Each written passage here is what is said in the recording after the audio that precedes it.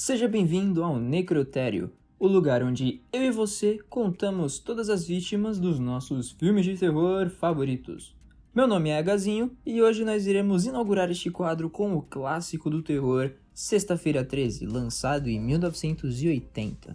Com 12 filmes incluindo um crossover e um reboot, Sexta-feira 13 é mundialmente conhecido pelo seu icônico assassino mascarado Jason Voorhees.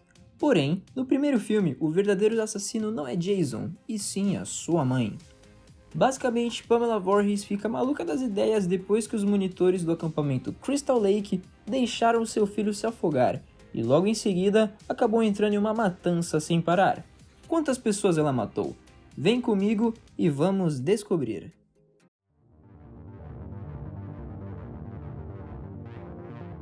O filme começa com uma bela filmagem da paisagem noturna, mas como eu tô vendo a versão dublada desse filme, todo o glamour dessa cena é completamente apagado com a voz do narrador. Campo Crystal Lake, 1958. Como vocês viram na tela, estamos em 1958, e parece que naquela época ninguém fazia nada de interessante, a não ser ficar tocando música em frente a uma lareira e ficar de putaria nas horas vagas, o que é exatamente o que esses dois monitores, Barry e Claudette, estão fazendo até que são interrompidos pela senhora Voorhees. Nós finalmente temos as primeiras mortes desse filme. Barry leva uma facada no estômago e cai no chão todo cheio de sangue, mas na verdade parece que só jogaram tomate na camisa dele. Claudette tenta fugir, mas parece que ela realmente quer morrer, porque, pelo amor de Deus, ela podia ter tentado um pouquinho mais. Ela começa a jogar caixas na senhora Voorhees e do nada a câmera começa a ficar em slow motion, e logo em seguida um feixe de luz branco aparece na tela. Não dá pra saber muito o que aconteceu, mas vou presumir que ela morreu, até porque isso aqui é um filme de terror. Agora estamos no presente, e se não fosse meu querido amigo narrador, eu não iria saber de maneira nenhuma. Sexta-feira, 13 de junho. O presente. Nada de interessante acontece por enquanto. É meio estranho o jeito como esse cara fica olhando pra ela, mas tudo bem. Eles só ficam conversando e o caminhoneiro conta a história do campo no caminho. Ele a deixa perto de um cemitério e então somos apresentados aos demais protagonistas que serão mortos nesse filme. Ao chegar no acampamento, eles se deparam com Steve, um cara estranho que com certeza passa óleo de bronzear no corpo todos os dias pela manhã. Voltando para aquela garota lá no início, ela pega outra carona com outro estranho, mas no final, as coisas não dão muito certo, visto que ela vira a nossa terceira morte do filme, tendo a garganta cortada. Obrigado papai e mamãe por me darem uma boa educação e não aceitar carona de estranhos. Nada de interessante acontece por 20 minutos, só os adolescentes fazendo coisas de adolescentes. Até que finalmente alguém morre nesse filme. A vítima da vez é o pequeno Ned, que no meio do pôr do sol entra em uma cabana e é morto fora de cena, mas o seu corpo aparece novamente dentro de alguns minutos mais à frente. O corpo dele aparece quando Jack e a Marcy estão tendo relações íntimas. Pamela Voorhees colocou o corpo de Ned bem na parte de cima do beliche. O casal interrompe a sessão de amor, pois a Marcy precisa ir ao banheiro, e o Jack aproveita a oportunidade para fumar um pouco. Mas eu acho que a senhora Voorhees não gosta de fumantes, porque logo em seguida ela fura a garganta do Jack com uma flecha. Depois de alguns minutos olhando no espelho, a Marcy se junta ao Jack, logo após receber uma machadada no meio da cara. Enquanto isso, os sobreviventes restantes estão bem de boa jogando alguns jogos enquanto fica chovendo lá fora.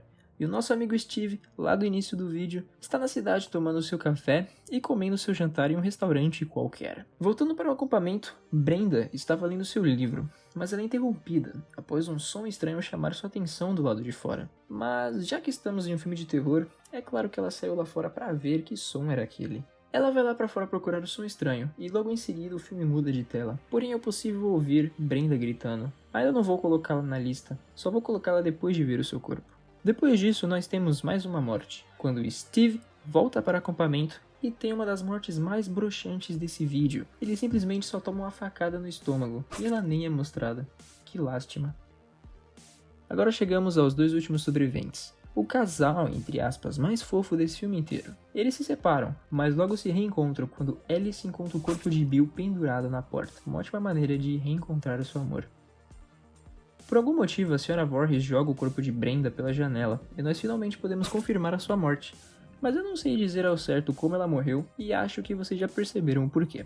Até que finalmente Alice conhece a senhora Voorhees, e depois ela começa a dar um sermão de como os monitores são responsáveis e como eles deixaram seu filho se afogar. Depois ficamos com uns 10 minutos de perseguição e pancadaria, até que finalmente temos mais uma morte. Dessa vez o nosso assassino morreu, já que Alice pega um machado e corta a cabeça da senhora Voorhees. Pelo menos agora ela não sofre mais com dores de cabeça.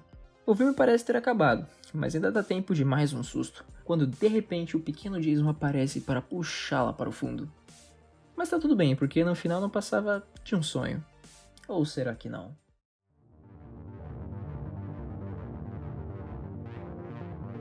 Agora que esse filme acabou, vamos para os números. Ao todo, 10 pessoas morreram em Sexta-feira 13, sendo metade homens e metade mulheres. O que nos dá um equilíbrio bacana de se ver em um filme de terror. Já que o filme tem 95 minutos de duração e nós temos 10 mortes, isso não dá mais ou menos uma morte a cada 10 minutos. E chegamos ao fim desse vídeo. Semana que vem vamos conferir quem morreu em Sexta-feira 13 parte 2, o filme qual o Jason finalmente aparece e é o principal antagonista. Até lá, eu sou o Agazinho e esse foi o Necrotério.